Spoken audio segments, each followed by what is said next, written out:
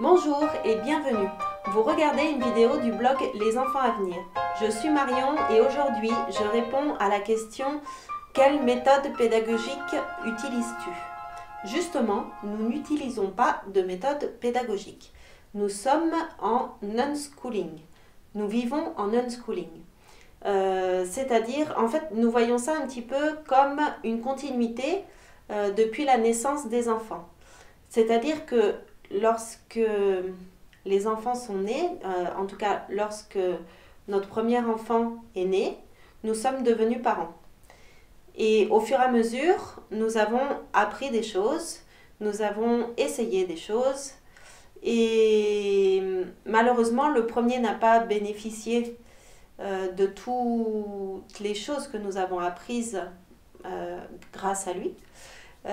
Mais avec la deuxième, nous étions un petit peu plus sur ce chemin du unschooling et du respect de l'individu et la bienveillance En fait, nous avons allaité, enfin j'ai allaité, à la demande et très longtemps. Ensuite, nous avons pratiqué le cododo. Nous avons également fait l'hygiène naturelle infantile, c'est-à-dire que nous répondions aux besoins physiologiques de notre enfant lorsqu'il demandait à éliminer. Le premier n'en a pas bénéficié, c'est ce que je vous expliquais, mais par contre la deuxième, oui. Nous avons également respecté leur rythme pour l'apprentissage de l'alimentation. Et du coup, ça a été la diversification, ça s'appelle comme ça en tout cas, la diversification menée par l'enfant. C'est-à-dire que l'enfant était sur mes genoux lorsque je mangeais et un jour, il s'est mis à prendre des choses avec ses mains, à les toucher, à les broyer, à les mettre dans sa bouche, les recracher.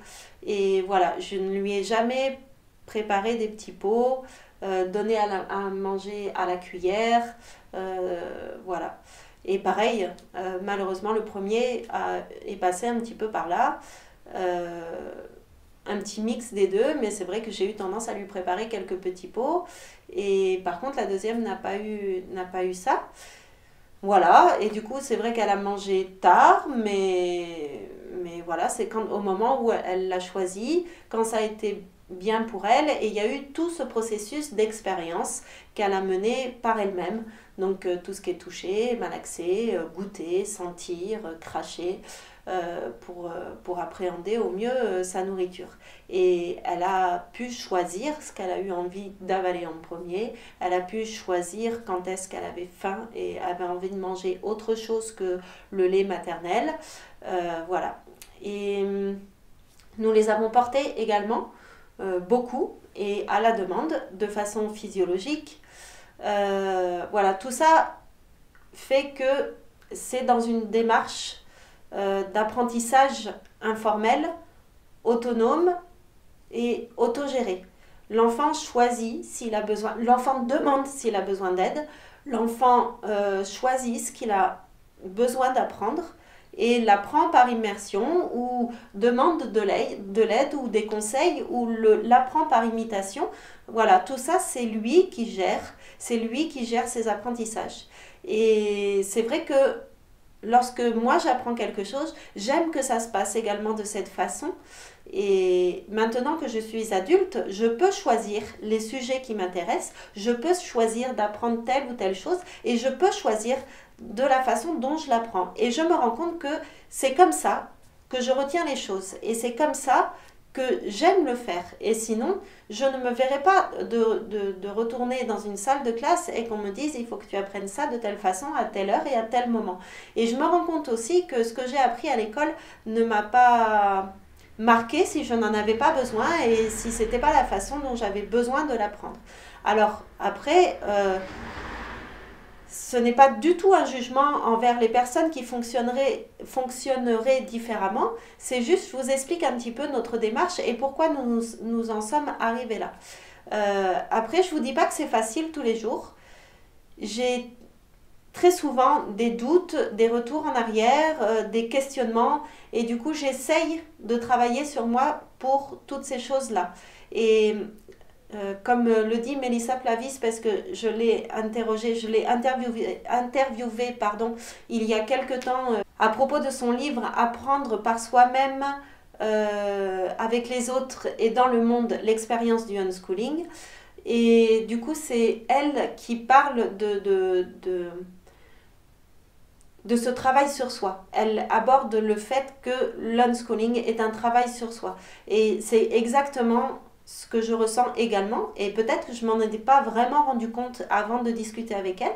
Donc merci beaucoup Mélissa Plavis pour ce beau cadeau.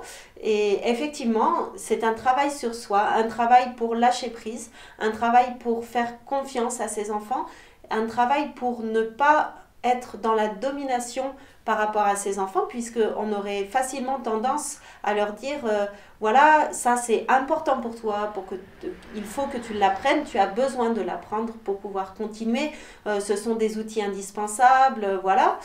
Donc c'est vraiment un travail sur soi d'apprendre à lâcher prise par rapport à ça, puisque intérieurement j'en suis persuadée que le fait d'apprendre de façon informelle de toutes les situations suffit à s'intégrer au mieux dans sa société, puisque nous sommes dans une société où il y a du texte, où il y a de l'écrit, où il y a de la lecture, où il y a...